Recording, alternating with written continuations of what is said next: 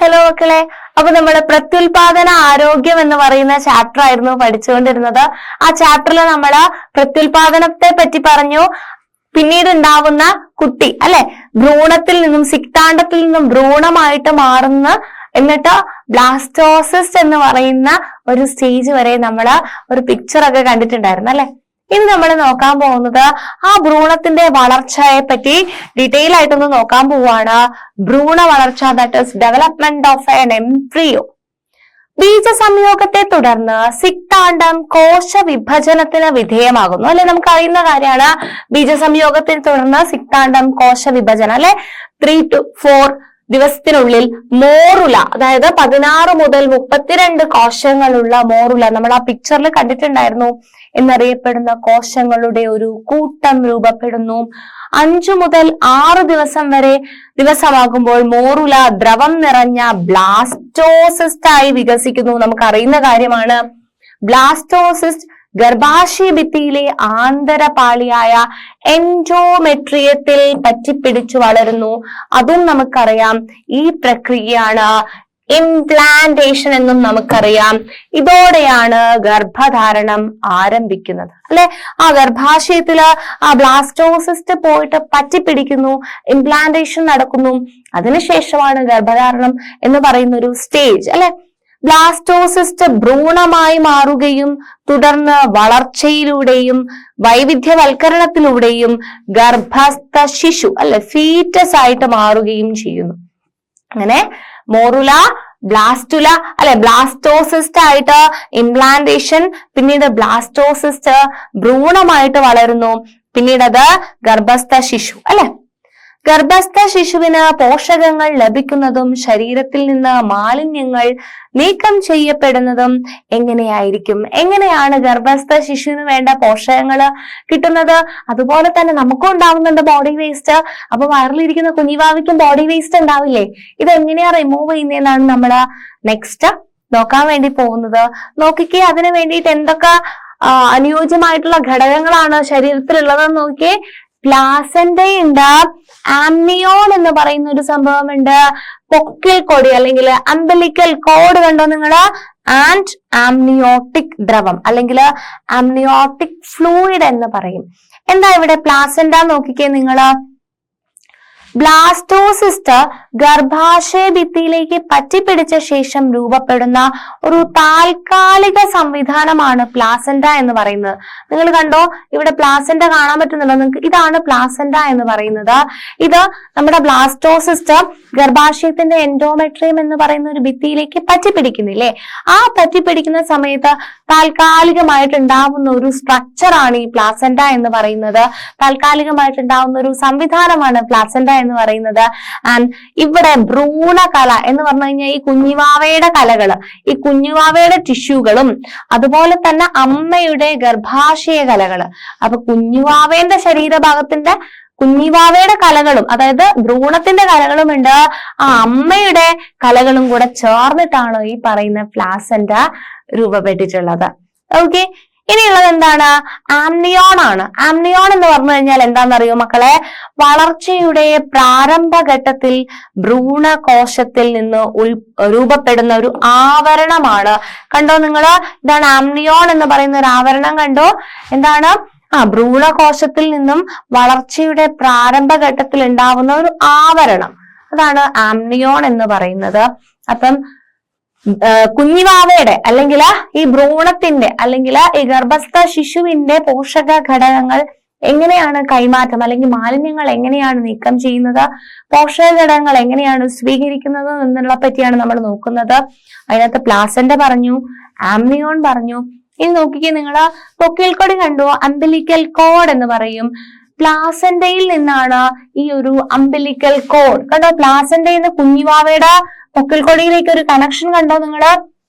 അതാണ് പ്ലാസന്റയിൽ നിന്നാണ് പൊക്കിൾ കൊടി അല്ലെങ്കിൽ അംബിലിക്കൽ കോഡ് രൂപപ്പെടുന്നത്? അതുവഴി എന്താ സംവഹനം ചെയ്യപ്പെടുന്നത്? കുട്ടിക്ക് വേണ്ട പോഷകങ്ങളും ഓക്സിജനും ഗർഭസ്ഥ ശിശുവിന്റെ ശരീരത്തിൽ എത്തുകയും മാലിന്യങ്ങൾ നീക്കം ചെയ്യപ്പെടുകയും ചെയ്യുന്നു. അപ്പം ഈ ബേബിയുടെ ഈ കുഞ്ഞുവാവ അല്ലെങ്കിൽ ഗർഭസ്ഥ ശിശുവിന്റെ ശരീരത്തിൽ ഉണ്ടായിട്ടുള്ള മാലിന്യങ്ങള് ഈ പൊക്കിൾ കൊടി അല്ലെങ്കിൽ അംബിലിക്കൽ കോഡ് വഴിയാണ് പുറത്തേക്ക് പോകുന്നത്.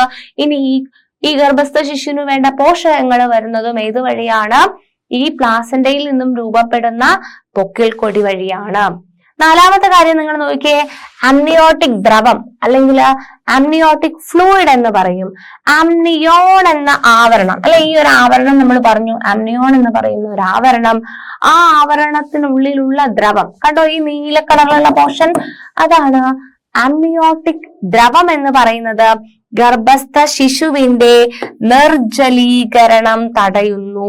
അതുപോലെ തന്നെ അമ്നിയോട്ടിക് ദ്രവം ബാഹ്യക്ഷതങ്ങളിൽ നിന്നും സംരക്ഷിക്കുന്നു. അപ്പം ഈ വാവയ്ക്ക് വേണ്ട ഒരു ജലാംശമുണ്ട് അല്ലെ, ആ ജലാംശം എപ്പോഴും സ്ഥിരമായി നിർത്തുന്നു. ഗർഭസ്ഥ ശിശുവിന്റെ നിർജ്ജലീകരണം തടയുകയും അതോടൊപ്പം തന്നെ ഗർഭസ്ഥ ശിശുവിനെ ബാഹ്യക്ഷതങ്ങളിൽ നിന്നും സംരക്ഷിക്കുകയും ചെയ്യുന്നത് എന്താണ്? അമ്നിയോട്ടിക് ദ്രവമാണ്. അപ്പൊ നമ്മൾ പ്ലാസന്റയെ കണ്ടു, അമ്നിയോണിനെ കണ്ടു, അമ്നിയോണിൽ നിന്നുണ്ടാവുന്ന അമ്നിയോട്ടിക് ദ്രവത്തിനെ കണ്ടു, പൊക്കിൾ കൊടി എന്താ ചെയ്യുന്നതെന്ന് നമുക്ക് കറക്റ്റ് ആയിട്ട് പഠിക്കണം. എന്താണ്? ഈ ഗർഭസ്ഥ ശിശുവിന്റെ ശരീരത്തിൽ ഉണ്ടാവുന്ന മാലിന്യങ്ങളെ പുറന്തള്ളുന്നതും അതോടൊപ്പം തന്നെ ഗർഭസ്ഥ ശിശുവിന് വേണ്ട ഓക്സിജനും പോഷക ഘടകങ്ങളും എത്തിക്കുന്നതും ആരാണ്? ഈ പറയുന്ന പൊക്കിൾ കൊടിയാണ്. ക്ലിയർ ആണോ ഈ പോർഷൻ? ഓക്കെ. നെക്സ്റ്റ്, ഗർഭധാരണത്തിന് ശേഷം കുഞ്ഞു ജനിക്കുന്നത് വരെയുള്ള കാലഘട്ടത്തെയാണ് നമ്മൾ ഗർഭകാലഘട്ടം അല്ലെങ്കിൽ ജസ്റ്റേഷൻ പീരീഡ് എന്ന് പറയും. ഗർഭകാലഘട്ടം എന്ന് പറഞ്ഞു കഴിഞ്ഞാൽ എത്ര മുതലാ? ഗർഭധാരണം മുതല് കുഞ്ഞ് ജനിക്കണം അല്ലെ, പുറത്തൊരു ലോകത്തേക്ക് കുഞ്ഞുവാവ വരണം വയറിന്റെ ഉള്ളിന്ന്. ആ ഒരു കാലഘട്ടം വരെയുള്ള ആ ഒരു ടൈം പീരീഡിനെയാണ് നമ്മള് ഗർഭകാലഘട്ടം എന്ന് പറയുന്നത്. ആൻഡ് മനുഷ്യന്മാരില് ഈ ഗർഭകാലഘട്ടം എത്രയാണ്? 270 മുതൽ 280 ദിവസമാണ് മനുഷ്യന്മാരുടെ ഗർഭ കാലഘട്ടം എന്ന് പറയുന്നത്. അപ്പം ആ ഗർഭകാലഘട്ടത്തില് കുഞ്ഞിവാവയ്ക്ക് എന്തൊക്കെ ചേഞ്ചസ് സംഭവിക്കുന്നു എന്നുള്ളതാണ് ഇവിടെ നിങ്ങൾക്ക് കാണാൻ പറ്റുന്നത്. അതാണ് ഗർഭസ്ഥ ശിശുവിന്റെ വളർച്ച. ഗർഭസ്ഥ ശിശുവിന്റെ വളർച്ചയെ പറ്റിയിട്ടാണ് നോക്കുന്നത്. അപ്പൊ നമ്മൾ പറഞ്ഞു 270, 280 ദിവസങ്ങൾ ഉണ്ടെന്ന് പറഞ്ഞില്ലേ. ഏകദേശം 9 മാസം ഉണ്ടാവും. 9 മാസം കുറച്ച് ദിവസം ഉണ്ടാവും. അപ്പൊ ഈ ഒരു 9 മാസമാണ് ഗർഭസ്ഥ കാലഘട്ടം എന്ന് പറയുന്നത്. ഈ 9 മാസത്തെ നമ്മള് 1 മുതൽ 3 മാസം വരെയുള്ള ഒന്നാം ത്രൈമാസം അല്ലെങ്കിൽ ഒന്നാം ട്രൈമസ്റ്റർ എന്ന് പറയും. പിന്നീടുള്ള അടുത്ത 3 മാസം അല്ലെ, 1 മുതൽ 3 മാസം വരെ ഇവിടെ കഴിഞ്ഞു. അടുത്ത 3 മാസം അല്ലെ, 4 മുതൽ 6 വരെയുള്ള മാസം രണ്ടാം ത്രൈമാസം എന്ന് പറയും. 7 മുതൽ 9 വരെയുള്ള മാസം നമ്മള് 3-ാം ട്രൈമാസം എന്ന് പറയും.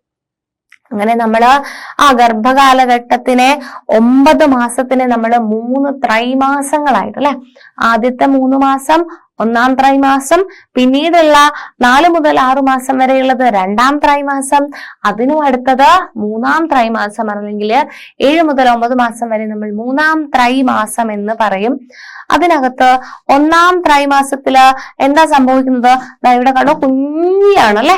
പിന്നെ ഇതിങ്ങനെ വലുതായി 9-ാം ത്രൈമാസം ഇത് കണ്ടോ, കുട്ടി ഡെലിവറിക്ക് അല്ലെ പാവ പുറത്തേക്ക് വരാൻ റെഡി ആയിട്ട് നിൽക്കുന്നുണ്ട്. അപ്പം 1-ാം ത്രൈമാസത്തില് എന്തൊക്കെ ചേഞ്ചസ് ആണ്, എന്തൊക്കെ മാറ്റങ്ങളാണ് ഉണ്ടാവുന്നത് നോക്കിക്കേ. ഹൃദയമിടിപ്പ് ആരംഭിക്കും അല്ലെ. ആ വാവയ്ക്ക് ആദ്യമായിട്ട് അല്ലെ ഹാർട്ട്, നമുക്ക് ഹൃദയമിടിപ്പുണ്ട്. അതുപോലെ കുഞ്ഞുവാവയ്ക്ക് എന്തുണ്ടാവും? ഹൃദയം മിടിക്കാൻ തുടങ്ങും. അതോടൊപ്പം തന്നെ 1-ാം ത്രൈമാസത്തില് കൈകാലുകളും വിരലുകളും രൂപപ്പെടും. അപ്പൊ ഹൃദയം വന്നോ, കൈകാൽ വിരലുകള് രൂപപ്പെട്ടു. പിന്നീട് ഉണ്ടാവുന്ന ഒരു ചേഞ്ച് എന്ന് പറയുന്നത് 1-ാം ത്രൈമാസത്തില് ലൈംഗിക അവയവങ്ങളും അവയവ വ്യവസ്ഥകളും രൂപപ്പെടും. ലൈംഗിക അവയവങ്ങളും അവയവ വ്യവസ്ഥകളും രൂപപ്പെടും. അപ്പൊ എന്തൊക്കെയാണ്? ഹൃദയമിടിപ്പ് ആരംഭിക്കുന്നുണ്ട്, കൈകാലുകളും വിരലുകളും രൂപപ്പെടുന്നുണ്ട്, അതോടൊപ്പം തന്നെ ലൈംഗിക അവയവങ്ങളും അവയവ വ്യവസ്ഥകളും രൂപപ്പെടുന്നുണ്ട്. ഈ കാര്യങ്ങളെല്ലാം നടക്കുന്നത് 1-ാം ത്രൈമാസത്തിലാണ്. ഓക്കെ, ഇനി 2-ാം ത്രൈമാസം, അതായത് 4 മുതൽ 6 മാസം വരെയുള്ള കാലഘട്ടത്തില് കുട്ടിക്ക് തലമുടിയുടെയും ശരീര രോമങ്ങളുടെയും വളർച്ച, കുഞ്ഞുവാവയ്ക്ക് തലയിൽ മുടിയൊക്കെ വരാൻ തുടങ്ങും, ശരീരത്തിലൊക്കെ പല സ്ഥലങ്ങളിലായിട്ട് രോമങ്ങൾ വരാൻ തുടങ്ങും. ഗർഭസ്ഥ ശിശുവിന്റെ ചലനം, അല്ലെ, ഇവിടെ ഹൃദയമിടിപ്പ് എന്ന് പറയുന്ന ഒരു സംഭവമേ ഉള്ളൂ. ഇവിടെ ഗർഭസ്ഥ ശിശു നല്ല ചലിക്കാനൊക്കെ തുടങ്ങും. കൺപോളകൾ തുറക്കുന്നു, കൺപീലികൾ രൂപപ്പെടുന്നു. രണ്ടും നടക്കുന്നത് 2-ാം ത്രൈമാസത്തിലാണ്. കൺപോളം എല്ലാം തുറക്കും, കൺപീലികളൊക്കെ ഉണ്ടാവുന്നത് എപ്പോഴാണ്? 2-ാം ത്രൈമാസത്തിലാണ്. അപ്പൊ നമ്മൾ പറഞ്ഞിട്ടുണ്ടല്ലോ, ഇതൊക്കെ ഒരു തരത്തിലുള്ള മുടിയാണ്.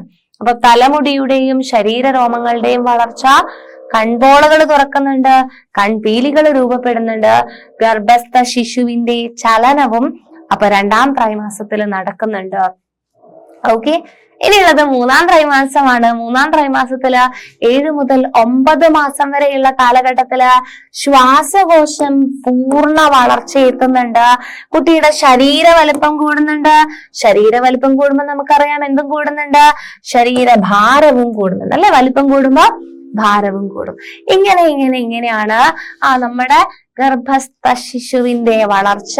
9 മാസം ഉണ്ടല്ലേ, 9 മാസം കുറച്ച് ദിവസങ്ങളുണ്ടാവും, 270, 280 ദിവസം. ഓരോ കുട്ടിയും വ്യത്യാസപ്പെട്ടിരിക്കും. അപ്പം 1-ാം ത്രൈമാസത്തിലുള്ള ചേഞ്ചസ്, ഹൃദയമിടിപ്പ്, കൈകാലുകളും വിരലുകളൊക്കെ രൂപപ്പെടുന്നുണ്ട്, ലൈംഗിക അവയവങ്ങളും അവയവ വ്യവസ്ഥകളൊക്കെ രൂപപ്പെടുന്നുണ്ട്. 2-ാം ത്രൈമാസത്തില് തലമുടി, കൺപോള തുറക്കുന്നുണ്ട്, പീലികൾ രൂപപ്പെടുന്നുണ്ട്, ചലനം. 3-ാം ത്രൈമാസത്തില് ശ്വാസകോശം പൂർണ്ണ വളർച്ചെത്തുന്നു, ശരീര വലിപ്പവും കൂടുന്നു, ശരീരഭാരവും കൂടുന്നു. ഇങ്ങനെയാണ് ഗർഭസ്ഥ ശിശു ഇങ്ങനെ വളർന്നു വരുന്ന ഘട്ടമായിട്ടുള്ള ചേഞ്ചസ് ആണ് നമ്മൾ ഇവിടെ കൊടുത്തിട്ടുള്ളത്. ക്ലിയർ അല്ലേ ഗർഭസ്ഥ ശിശുവിന്റെ വളർച്ച? ഓക്കെ, നെക്സ്റ്റ് പോർഷൻ നമുക്ക് നോക്കാം. നെക്സ്റ്റ് പോർഷൻ എന്താ നമുക്ക് പഠിക്കാനുള്ളത്? കുഞ്ഞുമാവയൊക്കെ വളരുന്നുണ്ട്. ഇനി നമുക്ക് ഈ വളരാൻ വേണ്ടിയിട്ട്, അല്ലെങ്കിൽ നമ്മള് ഒരു ഹോർമോൺ ഇവിടെ ഇമ്പോർട്ടന്റ് ആണ്. ആ ഹോർമോണിനെയാണ് നമ്മൾ നോക്കുന്നത്. അതാണ് HCG ഹോർമോൺ. HCG ഹോർമോൺ എന്ന് പറഞ്ഞു കഴിഞ്ഞാൽ ഹ്യൂമൻ കോറിയോണിക് ഗൊണാഡോട്രോപിൻ ഹോർമോൺ. ആരാ ഇത് ഉൽപ്പാദിപ്പിക്കുന്നത് ഈ ഹോർമോൺ എന്ന് നോക്കിക്കേ? ആരാണ്? പ്ലാസന്റയിലാണ്, അല്ലെ? പ്ലാസന്റയിലെ കോശങ്ങളാണ് ഈ ഒരു HCG എന്ന് പറയുന്ന ഒരു ഹോർമോൺ ഉൽപ്പാദിപ്പിക്കുന്നത്. പ്ലാസന്റ ഏതായിരുന്നു എന്ന് ഓർമ്മയുണ്ടോ? എന്തായിരുന്നു പ്ലാസന്റ എന്ന് പറഞ്ഞു കഴിഞ്ഞാല് ബ്ലാസ്റ്റോസിസ്റ്റ് ഗർഭാശയ ഭിത്തിയിലേക്ക് പറ്റിപ്പിടിച്ച ശേഷം രൂപപ്പെടുന്ന ഒരു താൽക്കാലിക സംവിധാനമാണ് ഈ പ്ലാസന്റ. ഇതാണ് പ്ലാസന്റ. ഇവിടെ നിന്നും ഉൽപ്പാദിപ്പിക്കപ്പെടുന്ന ഒരു ഹോർമോണാണ് ഇത് HCG, അല്ലെങ്കിൽ ഹ്യൂമൻ കോറിയോണിക് ഗൊണാഡോട്രോപിൻ ഹോർമോൺ എന്ന് പറയുന്ന ഹോർമോൺ. ആൻഡ് ഗർഭാവസ്ഥയുടെ ആദ്യ ആഴ്ചകളിൽ ശരീരത്തിൽ ഈ ഹോർമോണിന്റെ അളവ് അതിവേഗം ഉയരുന്നു. ഗർഭസ്ഥ കാലഘട്ടത്തില് ഈ ഒരു ഹോർമോണിന്റെ അളവ് പെട്ടെന്ന് കൂടുന്നുണ്ട്. ഈ ഹോർമോൺ ഗർഭാശയത്തിന്റെ ആന്തരപാളി നിലനിർത്തുകയും പ്രൊജസ്ട്രോണിന്റെ ഉൽപാദനത്തെ ഉത്തേജിപ്പിക്കുകയും ചെയ്യും. അത് വളരെ പ്രധാനപ്പെട്ട ഒരു ധർമ്മമാണ്. നിങ്ങൾ എപ്പോഴും ഓർത്തു വെക്കുക, പ്രഗ്നൻസി എന്ന് പറഞ്ഞാൽ ഗർഭം, അല്ലെ? ഗർഭിണി, പ്രഗ്നന്റ് വുമൺ എന്ന് പറഞ്ഞു കഴിഞ്ഞാൽ ഗർഭിണിയാണ്, അല്ലെ? അപ്പം ഈ പ്രഗ്നൻസിയെ എപ്പോഴും സപ്പോർട്ട് ചെയ്യുന്ന ഒരു ഹോർമോൺ ഉണ്ട്. ആ ഹോർമോൺ ആണ് ഈ ഹോർമോൺ. എന്താണ് ഈ ഹോർമോണിന്റെ പേര്? ഓർക്കാൻ എളുപ്പമാണ്, അല്ലെ? Pregnancy progesterone. അപ്പൊ പ്രൊജസ്ട്രോൺ എന്ന് പറയുന്ന ഹോർമോൺ പ്രഗ്നൻസി പീരീഡിൽ വളരെ പ്രധാനപ്പെട്ടതാണ്. അപ്പം ഈ ഹോർമോൺ ഗർഭാശയത്തിന്റെ ആന്തരപാളി നിലനിർത്തുന്നു, പ്രൊജസ്ട്രോണിന്റെ ഉൽപാദനത്തെ ഉത്തേജിപ്പിക്കുന്നുണ്ട്. പ്രൊജസ്റ്ററോണിന്റെ ഉൽപാദനം കൂടിയാൽ മാത്രമേ പ്രഗ്നൻസി നിലനിൽക്കുകയുള്ളൂ. അപ്പൊ ആ പ്രഗ്നൻസി നിലനിർത്താൻ വേണ്ട ഹോർമോണിന്റെ ഉൽപാദനത്തെ കൂട്ടാൻ വേണ്ടിയിട്ട് HCG എന്ന് പറയുന്ന ഹോർമോൺ സഹായിക്കുന്നുണ്ട്. മൂത്രത്തിലോ രക്തത്തിലോ HCG സാന്നിധ്യമുണ്ടെങ്കിൽ ഗർഭധാരണം നടന്നു എന്ന് ഉറപ്പിക്കാം. അപ്പം മക്കളെ, ഈ HCG എന്ന് പറയുന്ന ഹോർമോൺ അമ്മയുടെയും ഭ്രൂണത്തിന്റെയും കോശങ്ങൾ ചേർന്നുണ്ടാക്കിയ പ്ലാസന്റയിൽ നിന്ന് ഉണ്ടാവുന്നതാണ്. അപ്പൊ പ്ലാസന്റ എന്ന് പറയുന്ന സാധനം മാത്രമാണ് ശരീരത്തിൽ HCG ഹോർമോൺ ഉൽപ്പാദിപ്പിക്കുന്നത്. അപ്പൊ പ്ലാസന്റ ഉണ്ടായി കഴിഞ്ഞാൽ മാത്രമേ ശരീരത്തില് HCG ഹോർമോൺ ഉണ്ടാവുകയുള്ളൂ. അപ്പം HCG ഹോർമോൺ ശരീരത്തിൽ ഉണ്ടായി എന്ന് പറഞ്ഞു കഴിഞ്ഞാൽ അതിന്റെ അർത്ഥം നമുക്ക് രക്തമോ മൂത്രമോ ടെസ്റ്റ് ചെയ്തിട്ട് HCG ഹോർമോണിന്റെ സാന്നിധ്യം കിട്ടിക്കഴിഞ്ഞു എന്ന് പറഞ്ഞു കഴിഞ്ഞാൽ അതിന്റെ അർത്ഥം ശരീരത്തിൽ പ്ലാസന്റ രൂപപ്പെട്ടിട്ടുണ്ടെന്നാണ്. കാരണം പ്ലാസന്റയാണ് HCG ഹോർമോൺ പ്രൊഡ്യൂസ് ചെയ്യുന്നത്. ആൻഡ് പ്ലാസന്റ രൂപപ്പെടണമെന്നുണ്ടെങ്കിൽ ഗർഭിണിയായി എന്നാണ് അതിന്റെ അർത്ഥം, അല്ലെ? ഓക്കെ. വീട്ടിൽ വെച്ച് പോലും ഗർഭനിർണയ കിറ്റുകളുടെ സഹായത്തോടെ ഈ പരിശോധന നടത്താം. നമ്മൾ കണ്ടിട്ടുണ്ട് അല്ലെ, പലരും വീട്ടിൽ വെച്ചിട്ട് പ്രഗ്നൻസി കിറ്റുകൾ അവൈലബിൾ ആണ് അല്ലെ, HCG ഹോർമോൺ ലെവൽ നോക്കാൻ വേണ്ടിയിട്ട്. ആൻഡ് എന്താ അത് ചെയ്യുന്നത്?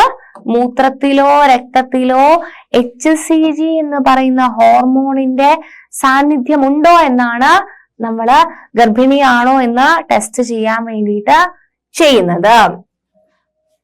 ഗർഭസ്ഥ ശിശുവിന്റെ ആരോഗ്യകരമായ വളർച്ചയ്ക്കായി മാതാവിൻ ശരീരം നിരവധി മാറ്റങ്ങൾക്ക് വിധേയമാകുന്നുണ്ട്. ഈ മാറ്റങ്ങൾക്ക് കാരണം ഗർഭകാലഘട്ടത്തിൽ ഉൽപ്പാദിപ്പിക്കുന്ന ഹോർമോണുകളുടെ പ്രവർത്തനമാണ്. അല്ലെ, ഒരാള് പ്രഗ്നന്റ് ആയി കഴിഞ്ഞു കഴിഞ്ഞാല് നോർമലി തുള്ളിച്ചാടി ഓടിയൊക്കെ കളിക്കുന്ന പോലെയാണോ അവർ ഇതിനെ ശ്രദ്ധിക്കുക? അല്ലല്ലേ, അവർ ഒത്തിരി കാര്യങ്ങൾ ശ്രദ്ധിക്കുക അല്ലെ. വയറ്റിലൊരു കുഞ്ഞി വാവയും കൂടെ വളർന്നു വരുന്നുണ്ട്. അപ്പൊ അതിനനുസരിച്ച് അവരുടെ ശരീരത്തിലും കുറെ ചേഞ്ചസ് ഒക്കെ വരുന്നുണ്ടാവും. അപ്പൊ അതിനനുസരിച്ച് അവരുടെ രീതികളിലും കുറെ ചേഞ്ചസ് ഒക്കെ വരുന്നുണ്ടാവും. ഒരുപാട് പുതിയ ഹോർമോണുകൾ അല്ലെ നമ്മളിപ്പോ കണ്ടിട്ടുള്ള HCG ഹോർമോൺ ഉൽപ്പാദിപ്പിക്കുന്നുണ്ട്. അങ്ങനെ ഒത്തിരി ചേഞ്ചസ് അവരുടെ ശരീരത്തില് ഉണ്ടാവുന്നുണ്ട്. ഗർഭാവസ്ഥയിൽ ശരീരത്തിനുണ്ടാകുന്ന മാറ്റങ്ങൾ, അതാണ് നമ്മള് പറഞ്ഞു വെച്ചിട്ടുണ്ടായിരുന്നത്. ഗർഭിണിയായി കഴിഞ്ഞാല് പിന്നീട് ശരീരത്തിൽ എന്തെല്ലാം മാറ്റങ്ങൾ ഉണ്ട് എന്നാണ് നമ്മള് നോക്കുന്നത്. നിങ്ങൾക്ക് എന്തൊക്കെ കാര്യങ്ങൾ അറിയാം? ശരീരഭാരം വർദ്ധിക്കുന്നു. ശരീരഭാരം വർദ്ധിക്കില്ലേ? ഓട്ടോമാറ്റിക് ആയിട്ടും വർദ്ധിക്കും. ഒരു മാസത്തിൽ 2 കിലോ വെച്ചൊക്കെ എന്ത് ചെയ്യും? കൂടും. കാരണം ഒരു ബേബി ഇങ്ങനെ ഉണ്ടായിക്കൊണ്ടിരിക്കുകയാണ്. അപ്പം ഓൾറെഡി ഉള്ള ആളുടെ ഒരു ശരീരത്തില് ഒരു ബേബി അതിന് വളരേണ്ട ന്യൂട്രിയൻസ് സപ്ലൈ ചെയ്യുന്ന അല്ലെ നമ്മൾ ഈ പറഞ്ഞ അമ്നിയോട്ടിക് ദ്രവം എല്ലാം ഉണ്ടാവുന്നുണ്ട്. അപ്പൊ അതിനനുസരിച്ച് അമ്മയുടെ ശരീരത്തിന്റെ ഭാരം കൂടില്ലേ മക്കളെ? സ്വാഭാവികമായിട്ടും വെയിറ്റ് കൂടും. അത് ആദ്യത്തെ പോയിന്റ്. എന്താണ്? അമ്മയുടെ ശരീരത്തിൽ ഉണ്ടാകുന്ന വ്യത്യാസങ്ങളാ ശരീരഭാരം വർദ്ധിക്കും. അതോടൊപ്പം തന്നെ ഗർഭാശയ ഭിത്തിയുടെ കനം കൂടുന്നു. കൂടത്തില്ലേ മക്കളെ? നമ്മള് ആർത്തവ ചക്രം പഠിക്കുമ്പോഴേ പറഞ്ഞു അല്ലെ, ആർത്തവം അല്ലെങ്കിൽ ഓവം അല്ലെങ്കിൽ അണ്ടോത്സർജനത്തിനു ശേഷം അല്ലെങ്കിൽ അണ്ടം റിലീസ് ചെയ്യുന്നതിനനുസരിച്ച് ഗർഭാശയം അതിന്റെ ഭിത്തിയുടെ കട്ടി ഇങ്ങനെ കൂട്ടി വെക്കും അല്ലെ, ഒരു മെത്ത ഉണ്ടാക്കി വെക്കും ബേബിയെ കിടത്താൻ വേണ്ടി അല്ലെ, കുഞ്ഞുവാവയ്ക്ക് കിടക്കാൻ വേണ്ടിയിട്ട് നല്ലൊരു മെത്തയൊക്കെ ഉണ്ടാക്കി വെക്കും ഗർഭാശയ ഭിത്തിയുടെ കട്ടി കൂട്ടി വെച്ചിട്ട്. അപ്പം ശരീരത്തില് ബേബി ഇംപ്ലാന്റേഷൻ നടന്നു കഴിഞ്ഞാല് ഗർഭാശയ ഭിത്തിയുടെ കട്ടി ഇങ്ങനെ കൂടിക്കൊണ്ടിരിക്കും. ആർത്തവം താൽക്കാലികമായി നിലയ്ക്കുന്നു. പിന്നെ എൻഡോമെട്രിയം പൊട്ടിയിട്ട് യോനി വഴി ബ്ലഡ് പോവോ മക്കളെ? ഇല്ല അല്ലെ. എൻഡോമെട്രിയം പൊട്ടിയിട്ട് യോനി വഴി ബ്ലഡ് പോയി കഴിഞ്ഞാൽ ഗർഭസ്ഥ ശിശുവിന് പിന്നെ നമുക്ക് സംരക്ഷിക്കാൻ വേണ്ടി പറ്റുമോ? ഇല്ല. അത് കാരണം ആർത്തവം എന്ത് ചെയ്യും? ഗർഭിണിയായി കഴിഞ്ഞാൽ പിന്നെ ആർത്തവം എന്ത് ചെയ്യും? താൽക്കാലികമായിട്ട് നിർത്തിവെക്കും. പിന്നീട് ആഫ്റ്റർ ഡെലിവറി എല്ലാം കഴിഞ്ഞ് ഒരു 5-6 months ഒക്കെ കഴിയുമ്പോഴായിരിക്കും, അല്ലെങ്കിൽ ഒരു ഡ്യൂറേഷൻ, ഒരു ഗ്യാപ്പ് ഇട്ടതിന് ശേഷമായിരിക്കും വീണ്ടും ആർത്തവ ചക്രം പുനരാരംഭിക്കുന്നുണ്ടാവുക. ഓക്കെ. അപ്പൊ ഗർഭാവസ്ഥയിലെ ശരീരത്തിന്റെ ഭാരം വർദ്ധിക്കും, ഗർഭാശയ ഭിത്തിയുടെ കനം കൂടും, ആർത്തവം താൽക്കാലികമായിട്ട് നിലയ്ക്കും. ഇതിനോടൊപ്പം തന്നെ മാനസിക വ്യതിയാനങ്ങൾ, വൈകാരിക അസന്തുലിതാവസ്ഥ, ഉത്കണ്ഠ എന്നിവയും ഈ സമയത്ത് ഉണ്ടാവാം. ഈ മാറ്റങ്ങളിൽ ഭൂരിഭാഗവും പ്രസവാനന്തരം പൂർവസ്ഥിതി പ്രാപിക്കുന്നവയാണ്. എന്താ പറഞ്ഞിട്ടുള്ളത്? ഒരു ബേബി, ഒരു അമ്മയുടെ വയറ്റിൽ ഒരു കുഞ്ഞുവാവ വളരുന്ന സമയത്ത് അല്ലെ കുറെ ടെൻഷൻ ഉണ്ടാവും അല്ലെ, ഉത്കണ്ഠ എന്നാ പറഞ്ഞിട്ടുള്ളത് അല്ലെ. വൈകാരിക അസന്തുലിതാവസ്ഥ, ഉത്കണ്ഠ അല്ലെ, ഭയങ്കര ആശങ്കകൾ ഉണ്ടാവും അല്ലെ, എന്താവും അല്ലെ, ഇതെങ്ങനെയാണ്. ആദ്യമായിട്ട് എക്സ്പീരിയൻസ് ചെയ്യുന്ന ആൾക്കാർക്ക് കുറച്ചും കൂടെ കൂടുതലായിരിക്കും അല്ലെ. അപ്പം അങ്ങനത്തെ ഓരോരോ ചേഞ്ചസ്, അതിനനുസരിച്ച് കുറെ ഫ്രസ്ട്രേഷൻസ് കാര്യങ്ങളെല്ലാം ഉണ്ടാവും. കുറെയൊക്കെ ഡെലിവറി കഴിയുമ്പം റിസോൾവ് ആവും അല്ലെ. ഡെലിവറിയോട് കൂടി അല്ലെങ്കിൽ പ്രസവാനന്തരം എന്ത് ചെയ്യും, കുറെ വിഷമങ്ങളൊക്കെ മാറും. ബേബിയെ കിട്ടുന്നു, ഹാപ്പി ആവുന്നു. ചിലതൊക്കെ പിന്നെയും കണ്ടിന്യൂ ചെയ്ത് പോവാറുണ്ട്. ഓക്കെ, പിന്നെ നിങ്ങൾക്ക് ഇവിടെ കാണാൻ പറ്റും ദിശയുടെ അമ്മ മനസ്സ് എന്ന് പറയുന്ന ഒരു സർവീസിനെ പറ്റിയിട്ടാണ് പറയുന്നത്. ഗർഭകാലം, പ്രസവം എന്നിവയോട് അനുബന്ധിച്ചുണ്ടാകുന്ന മാനസിക സംഘർഷങ്ങൾക്ക് പരിഹാരം നൽകുന്ന കൗൺസിലിംഗ് സേവനമാണ് അമ്മ മനസ്സ്. കണ്ടോ, 1056 എന്ന് പറയുന്ന നമ്പറിലേക്ക് വിളിക്കാനാണ്. എന്തെങ്കിലും ഫ്രസ്ട്രേഷനോ അല്ലെങ്കിൽ എന്തെങ്കിലും അല്ലെ, ഒരു അമ്മയുടെ മെന്റലി അമ്മ ഭയങ്കര എന്താണ്, ഇനി എന്താ സംഭവിക്കുക, ഭയങ്കര ഉത്കണ്ഠകൾ നിറഞ്ഞതായിരിക്കും. അപ്പം ഈ ഒരു അമ്മ മനസ്സിന്റെ സേവനങ്ങളൊക്കെ പ്രയോജനപ്പെടുത്താൻ വേണ്ടിയിട്ട് സാധിക്കും. സോ ഇത്രയാണ് നമുക്ക് ഈ ഒരു സെഷനിൽ പഠിക്കാനുണ്ടായിരുന്നത്. അപ്പൊ എന്തൊക്കെ കാര്യങ്ങളാണ് മക്കളെ നമ്മൾ പഠിച്ചത്? ഭ്രൂണ വളർച്ചയെ പറ്റിയിട്ട് പറഞ്ഞു. ഭ്രൂണ വളർച്ച നമ്മൾ പറഞ്ഞു. സിക്താണ്ഡം, കോശവിഭജനത്തിന് ശേഷം മോറുല, പിന്നീട് ബ്ലാസ്റ്റോസിസ്റ്റ് ആയിട്ട് എന്ത് ചെയ്യും, എൻഡോമെട്രിയത്തില് ഇംപ്ലാന്റേഷൻ നടത്തും അല്ലെ. പിന്നീട് ഗർഭസ്ഥ ശിശുവായിട്ട് വളരുന്നു. ഗർഭസ്ഥ ശിശുവിന് വേണ്ട, ശരീരത്തിന് വേണ്ട പോഷക ഘടകങ്ങൾ കൊടുക്കാൻ വേണ്ടിയിട്ട് പൊക്കിൾ കൊടി വഴി അല്ലെ, പ്ലാസന്റയിൽ നിന്ന് രൂപപ്പെടുന്ന പൊക്കിൾ കൊടി വഴിയാണ് എന്ത് ചെയ്യുന്നത്, വേണ്ട പോഷക ഘടകങ്ങൾ ഉള്ളിലേക്കും ഇവിടുന്ന് വേണ്ട ഉള്ള വേസ്റ്റുകളെല്ലാം പുറത്തേക്കും കളയുന്നത്. പ്ലാസന്റ എന്താന്ന് നമ്മൾ പറഞ്ഞു, ആംനിയോൺ എന്താന്ന് പറഞ്ഞു, ആംനിയോട്ടിക് ദ്രവം. ആംനിയോട്ടിക് ദ്രവം എന്ത് സേവനമാണ് കുട്ടിക്ക് കൊടുക്കുന്നത്? ഗർഭസ്ഥ ശിശുവിന്റെ നിർജ്ജലീകരണം തടയുന്നു, അതോടൊപ്പം ബാഹ്യക്ഷതങ്ങളിൽ നിന്ന് സംരക്ഷിക്കുന്നു. ഓക്കെ, ഗർഭകാലഘട്ടം മനുഷ്യന്മാർക്ക് 270 മുതൽ 280 ദിവസം വരെയാണ്. അതിനകത്ത് 3 ത്രൈമാസങ്ങളായിട്ട് ഡിവൈഡ് ചെയ്തിട്ടുണ്ട്. ഒന്നാം ത്രൈമാസം എന്ന് പറയുന്നത് ആദ്യത്തെ 3 മാസം, പിന്നീടുള്ള 3 മാസങ്ങളാണ് രണ്ടാം ത്രൈമാസം, അതിനുശേഷമുള്ള 3 മാസങ്ങളാണ് മൂന്നാം ത്രൈമാസം. മൂന്നാം ത്രൈമാസത്തിന് നമ്മൾ അവസാന ത്രൈമാസം എന്ന് പറയും. ഓക്കെ, ഒന്നാം ത്രൈമാസത്തിൽ കുറെ ചേഞ്ചസ് അല്ലെ, ഹൃദയമിടിപ്പ് തുടങ്ങും, അതുപോലെ തന്നെ കൈകാലുകളും വിരലുകളൊക്കെ രൂപപ്പെടും, ലൈംഗിക അവയവങ്ങളും അവയവ വ്യവസ്ഥകളും രൂപപ്പെടും. രണ്ടാം ത്രൈമാസത്തിൽ തലമുടിയുടെയും ശരീരരോമങ്ങളുടെയും വളർച്ചയുണ്ടാവും. ഗർഭസ്ഥ ശിശുവിന്റെ ചലനം, കൺപോളകൾ തുറക്കുന്നു, കൺപീലികൾ രൂപപ്പെടുന്നു. മൂന്നാം ത്രൈമാസത്തിൽ ശ്വാസകോശം പൂർണ്ണ വളർച്ചയെത്തുന്നു, ശരീര വലുപ്പം കൂടുന്നു, ഒപ്പം ശരീരഭാരവും വർദ്ധിക്കുന്നു. പിന്നെ നമ്മൾ HCG ഹോർമോണിനെ പറ്റി പറഞ്ഞു അല്ലെ. പ്ലാസന്റയിലെ കോശങ്ങളാണ് ഹ്യൂമൻ കോറിയോണിക് ഗൊണാഡോട്രോപിൻ ഹോർമോൺ ഉൽപ്പാദിപ്പിക്കുന്നത്. അത് മൂത്രത്തിലോ രക്തത്തിലോ കണ്ടു കഴിഞ്ഞാൽ നമുക്ക് ഗർഭിണിയാണ് എന്ന് നമുക്ക് എന്ത് ചെയ്യാൻ പറ്റും, ഗർഭധാരണം നടന്നു എന്ന് ഉറപ്പിക്കാൻ വേണ്ടി പറ്റും. പ്രൊജസ്റ്ററോൺ എന്ന് പറയുന്ന അല്ലെ, പ്രഗ്നൻസിക്ക് ഏറ്റവും സപ്പോർട്ട് ചെയ്യുന്ന പ്രൊജസ്റ്ററോൺ എന്ന് പറയുന്ന ഒരു ഹോർമോൺ അല്ലെ, അതിന്റെ ഉത്തേജനം HCG എന്ന് പറയുന്ന ഹോർമോൺ ആണ് ചെയ്യുന്നതെന്ന് നമ്മൾ പറഞ്ഞു. അതിനുശേഷം നമ്മൾ ഗർഭാവസ്ഥയിൽ ശരീരത്തിനും മനസ്സിനും ഉണ്ടാകുന്ന മാറ്റങ്ങളെ പറ്റി പറഞ്ഞു. ശരീരത്തിന് ഭാരം വർദ്ധിക്കും, ഗർഭാശയ ഭിത്തിയുടെ കനം കൂടും, അതോടൊപ്പം ആർത്തവം താൽക്കാലികമായി നിർത്തിവെക്കുന്നു. ആൻഡ് മാനസിക വ്യതിയാനങ്ങളും ഉത്കണ്ഠയും എല്ലാം ഉണ്ടാവും. കുറെയൊക്കെ പ്രസവാനന്തരം കഴിയുമ്പം മാറുകയും ചെയ്യും. ഇനി ദിശയുടെ അമ്മ മനസ്സ് എന്ന് പറയുന്ന സർവീസ് എന്ന് പറയുന്നത് ഗർഭകാലം, പ്രസവം എന്നിവയോട് അനുബന്ധിച്ചുണ്ടാകുന്ന മാനസിക സംഘർഷങ്ങൾക്ക് പരിഹാരം നൽകുന്ന കൗൺസിലിംഗ് സേവനമാണെന്ന് നമ്മൾ പറഞ്ഞു. ഇത്രയാണ് ഈ ഒരു സെഷനിൽ ഡിസ്കസ് ചെയ്യാനുള്ളത്. ബാക്കി ചാപ്റ്ററിന്റെ പോർഷൻസ് നമുക്ക് നെക്സ്റ്റ് വേറൊരു സെഷനിൽ ഡിസ്കസ് ചെയ്യാം. Thank you.